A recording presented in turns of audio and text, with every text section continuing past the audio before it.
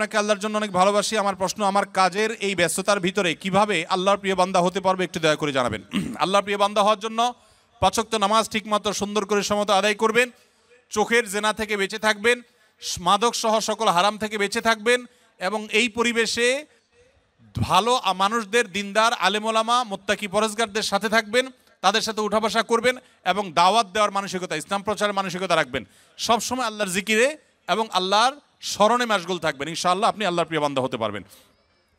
কোরিয়ার মধ্যে আমরা কিভাবে দৃষ্টিকে নত রাখবো এবং নিজের ইমানকে বাঁচিয়ে রাখবো এই সম্পর্কে কিছু বলবেন। ইমান বাঁচিয়ে রাখার জন্য ইতিমধ্যে আমরা কয়েকটি পরামর্শ দিয়েছি, যে পরামর্শগুলো আমল করলে বা সেগুলো লক্ষ্য করলে ইনশাআল্লাহ আপনি ইমান বাঁচিয়ে রাখতে পারবেন। সেই সাথে আমি একটু প্লাস করি, প্রতিকূল পরিবেশে নজর হেফাজত করা খুব কঠিন। আপনারা জানেন এখানে মেয়েরা চলাফেরার ক্ষেত্রে ইসলামী লাইফস্টাইল তারা মেনটেন করে না, খুব স্বাভাবিকভাবে সঙ্গত কারণেই আমাদের জন্য এই পরিবেশে চোখের হেফাজত করা কঠিন হয়। মনে রাখবেন, নবী করিম সাল্লাল্লাহু আলাইহি সাল্লাম বলেছেন জেনাল আইনি আন নজর। আমাদের অনেক মুসলিম ভাইরা আছেন এখানে যারা হয়তো জানেনও না যে নবী সাল্লাল্লাহু আলাইহি সাল্লাম বলেছেন মানুষ কিন্তু চোখ দিয়েও জেনা করে, আর চোখের জেনা হলো চোখ দিয়ে সে এমন কিছু দেখলো যেটা দেখা তার জন্য অ্যালাউড না, পারমিটেড না।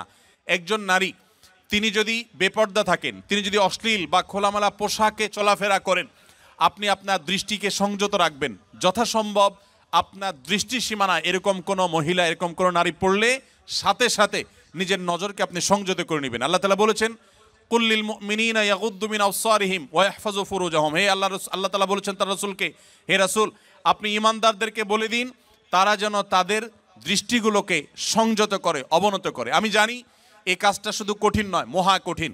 এই কাজটা শুধু কঠিন নয়, চরম পর্যায়ের কঠিন।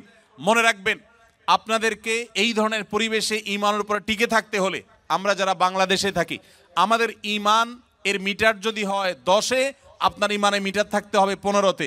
কারণ আপনার এই প্রতিকূল পরিবেশে টিকে থাকা, এটার জন্য আপনার ঈমানের এক্সট্রা পাওয়ারের প্রয়োজন আছে। সো আমি আপনাদেরকে বিনীতভাবে অনুরোধ করতে চাই যে চোখের হেফাজত করার জন্য আপনারা আপ্রাণ চেষ্টা করবেন। মনে রাখবেন, চোখ দিয়া হারাম জিনিস যখন দেখেন হয়তো নগদ আনন্দ পান, কিন্তু স্থায়ীভাবে আপনার কষ্ট, বেদনা, ব্যথা, যন্ত্রণা এগুলো কিন্তু ঠিকই হয়। হয় কি হয় না বলেন? মনে রাখবেন, চোখে দেখার পর, হারাম জিনিস দেখার পর সেটা যদি আপনি হাতের নাগালে না পান, সঙ্গত কারণে পাবেন না, আর না পেলে আপনার মধ্যে এক ধরনের যন্ত্রণা, এক ধরনের কষ্ট হয়। আর যখন নিজেকে কষ্ট করে সংযত রাখবেন, ইচ্ছাকৃত হারাম জিনিস দেখবেন না, সেটা টিভির স্ক্রিনেও না, মোবাইলের মনিটরেও না এবং বাইরেও না, তাহলে দেখবেন প্রথম আপনার একটু কষ্ট হবে কিন্তু পরবর্তীতে শান্তি অনুভব হবে। অনেক লোক নামাজ কালাম পড়ে কিন্তু চোখে খারাপ জিনিস মোবাইলে দেখে, কম্পিউটারে দেখে, টেলিভিশনে দেখে, বাইরে দেখে। মনে রাখবেন, এটা হলো আপনাদের জন্য সবচেয়ে বড় পরীক্ষার বিষয়। অন্য অনেক কাজ এখানে করা সহজ, আমি জানি। মদ না খেয়ে থাকা সহজ, শুকরের গোশত না খেয়ে থাকাও সহজ, অনেক হারাম কাজ থেকে বেঁচে থাকা এখানে সহজ, এমনকি নামাজ পড়াটাও তুলনামূলক সহজ। এই পরিবেশের মধ্যে, কোরিয়ার মাটিতে এবং এই জাতীয় যে সমস্ত দেশগুলোতে এই ধরনের পরিবেশ আছে, এই সমস্ত পরিবেশে আপনাদের জন্য সবচেয়ে কঠিন কাজটা হলো এই চোখগুলোকে হেফাজত করা।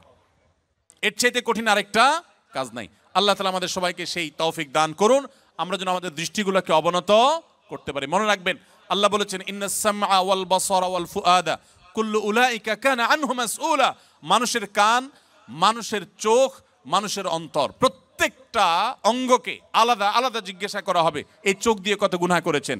10 বছর 20 বছর আপনি কোরিয়াতে ছিলেন, আপনি জাপানে ছিলেন, আপনি ইংল্যান্ডে ছিলেন, আপনি অমুসলিম প্রধান দেশে ছিলেন, যেখানে পর্দা পুশিদার বালাই নেই, যেখানে মেয়েরা খোলামেলা চলাফেরা করে। আপনার প্রতিদিন সকাল থেকে রাত পর্যন্ত ঘুমানো পর্যন্ত শত শতবার, সহস্রবার এই চোখের গুনাহ হয়ে থাকে, অথচ আপনি মদ টাচ করেন না, হয়তো আপনি শুকর টাচ করেন না, হয়তো আপনি হারাম খান না, হয়তো আপনি হারাম থেকে বেঁচে থাকার জন্য সংগ্রাম চালাচ্ছেন, কিন্তু চোখ দিয়ে আপনি অনবরত আপনি হারাম করছেন। আপনার মুখকে হারাম থেকে বাঁচিয়েছেন কিন্তু চোখকে আপনি বাঁচাতে পারেন নাই, তাহলে আপনি সাকসেস হতে পারবেন না। এই জন্য এই প্রতিকূল পরিবেশে যদি নিজেকে টিকাতে কেউ না পারে, তার জন্য এই পরিবেশে থাকাই জায়েজ নাই, যে নিজেকে এই গুনাহ থেকে বাঁচাতে পারবে না। এই জন্য ভাইরা, এই সংগ্রামটা আমাদের করতে হবে, চেষ্টা করবো তো ইনশাআল্লাহ। আল্লাহ তাআলা আমাদের সবাইকে সেরকম ঈমানের শক্তি দান করেন যেন আমরা চোখের জেনা থেকে নিজেদেরকে বাঁচিয়ে রাখার চেষ্টা করতে পারি। যারা বিবাহিত তারা স্ত্রীকে নিয়ে আসার চেষ্টা করবেন, ফ্যামিলি সহ থাকার চেষ্টা করবেন, এবং বাহিরে বের হওয়ার সময় মনেই করবেন যে আমি রাস্তাঘাটে চলতে ফিরতে আমার চোখের এরিয়াতে অনেক বেপর্দা নারী আসবে। সো আমি যথাসম্ভব যতটুকু সম্ভব অবনত রাখবো নিজের দৃষ্টিকে। এর বাইরে যদি চোখ পড়ে যায়, আমার ইচ্ছার বাইরে চোখ পড়ে গেছে, সাথে সাথে আমি ফিরিয়ে নিয়েছি, ইনশাআল্লাহ এর কারণে গুনাহ হবে না। আল্লাহ তাআলা আমাদেরকে মাফ করবেন ইনশাআল্লাহ।